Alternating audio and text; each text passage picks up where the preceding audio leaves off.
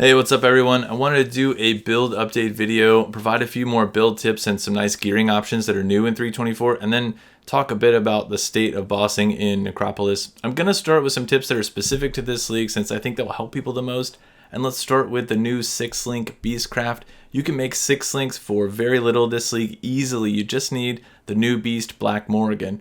These are, as of publishing this video, 50 chaos on trade. They fluctuated between 40 and 90 over the last few days, but it's by far the cheapest way to 6-link something. You just use a 6-socket benchcraft and then take your Kintsugi or whatever army you like to Einhar, and then you're done. Super simple, and these right now on trade 6-linked are 2 divines, which is crazy overpriced. You should link your own.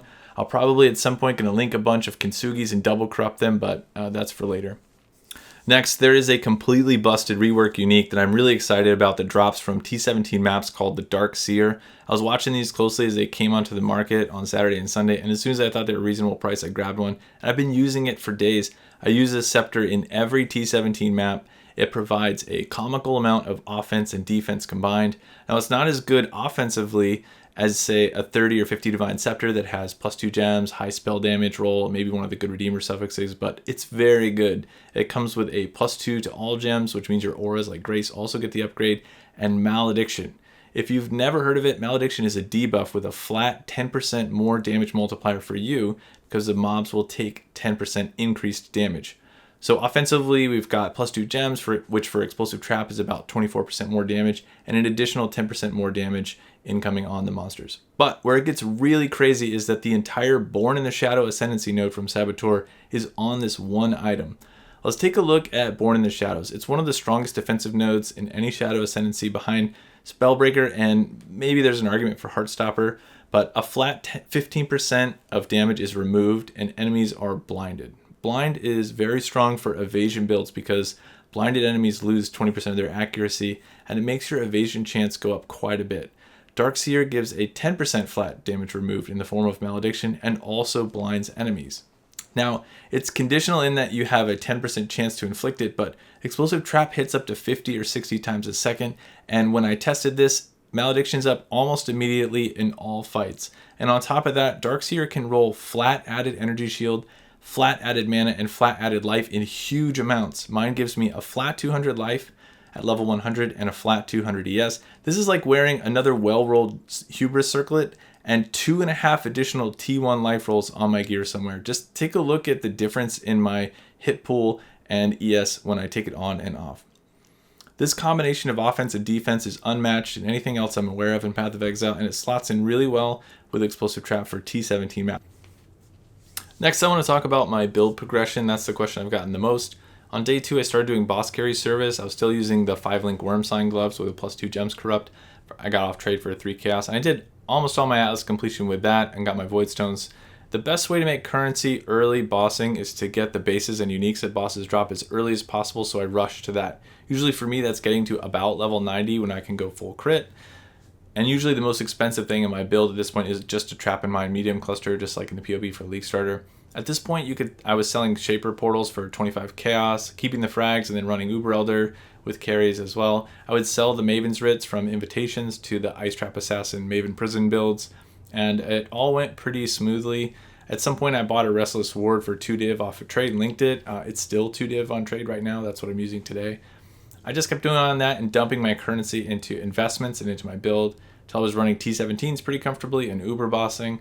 The investments this league were very good. Things like Veiled Orbs, which are new, were only 40 chaos on day 2, which was very obviously underpriced. So reselling those after 1 day roughly quadrupled all the currency I'd made the day before. Same thing on Sunday. I was bossing for more currency, and I noticed that Focus Amulets were similarly undervalued on Split, so I bought a bunch of those. People are starting to figure out the graveyard and make a GG weapon, so the next thing they're going to need are Tempering Orbs. So I bought a pile of those yesterday for 4-1 or 5-1 divines. This type of thing changes every league, and it's one of those where you need game knowledge to recognize what the people crafting their mid-game gear are going to need. I'd say probably a third of my currency I earned bossing, another third I earned in investments, and another third I earned crafting my gears. I would sell off scepters that I didn't hit with mods, or I would just sell the splits as I was rolling +1 gems. So where are we at now? Someone in the comments asked to see my gear. First off, my profile is public. You can see it on Path of Exile's website. My account is Fearless Dumbo, and it's always public unless I'm working on a new build, so you can check it out there. Quick overview of my tree. I've gone self-chill Trickster, which, as I said in my pre-launch video, I would not recommend, and I still don't. This is just a waypoint for me to go EB Sabo self-chill. I lost about 60-70% of my damage doing this, but I got a lot faster. Once I get a couple gear pieces crafted and maybe 3 more levels, I'll switch over to Saboteur. My tree and jewels are the FF Ambush and Assassinate jewels and a Balance of Terror. This league for T17s, I'm running Temp Chains Balance to work around the Petrification map mod, which are pretty annoying.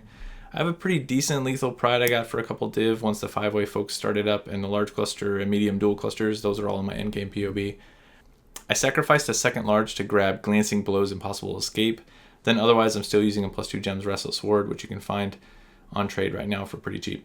Basic pair of boots and helmet, there are essences on top of fractures, and a pair of scepters that took me a few tries to craft. And that's about it. And that brings me to my next topic, and it's something I feel pretty passionate about, and that's how bossing feels in Necropolis. Honestly, it just feels terrible. T17 maps are not something you can easily source in bulk. When we're starting, you couldn't even modify them, so the only way to actually get maps that don't break your build is to buy them one at a time off trade, which just felt god-awful. I'm glad they changed it so it can be modified with Chaos Orbs. It's a step in the right direction, but you can still easily brick a map 15 or 20 times before getting something runnable. And you have no real choice of whatever the Necropolis modifiers are going to be, so you can still get really rippy even when rolled well. Access to Ubers being gated behind these new frags has made even Uber Shaper, which was once at least a modest profit if you didn't drop anything, also a loss if you miss. So now all the Ubers are slot machines where if you play a lot you can win, but a bad streak can deplete your bank. Most of the currency in bossing is doing T17 carry service, and most of those carries are using Fortress, which is probably twice as easy as any of the other T17 bosses, but the loot from the encounter itself is pretty unrewarding. Maybe I haven't run enough of a sample size yet, but in general you have to attach a mapping strategy to them, or you're just hunting for Maven fragments to profit at all. I've been corpse farming T17s, and that's been modestly profitable. I dropped somewhere between 5 and 10 corpses a map, and eye level 84 corpses command a higher price even for the basic ones, so there is a seam where you can still make up to, about a divine a map, but in the end, if I wanted to do that, I'd just make a mapping character. Other than that, bossing has just felt really lackluster. Invitations are still some profit, but it's really low, maybe 2 or 3 divine an hour, and if you're pretty fast. With people doing degenerate stuff like spamming 200 maps and printing divines using the map modifiers for the league mechanic, it doesn't really feel very worth it. The loot pools feel gutted for the normal bosses. I don't know, the changes just haven't felt that enjoyable as a solo bosser. And maybe my opinion on that will change as the Uber fragments become more available, or maybe they'll again change something about how the T17 maps work. We used to not be able to roll them, but right now it just feels bad. I'm hopeful that the vision will start to come through. Maybe as more people are capable of running T17s without a carry come online, we'll have better access to the Uber fights, but in the current state, it feels like a step backwards. Alright, that's all I've got for now. Hopefully some of that was helpful for you. I'll put my current self-chill POB in the description below and a similarly geared Sunblast setup so you can get a sense of what it might look like to push the build a bit further. Also, I'm going out of town for the next week, so don't expect update videos until I get back. Until then, I hope you have a great weekend. Take care.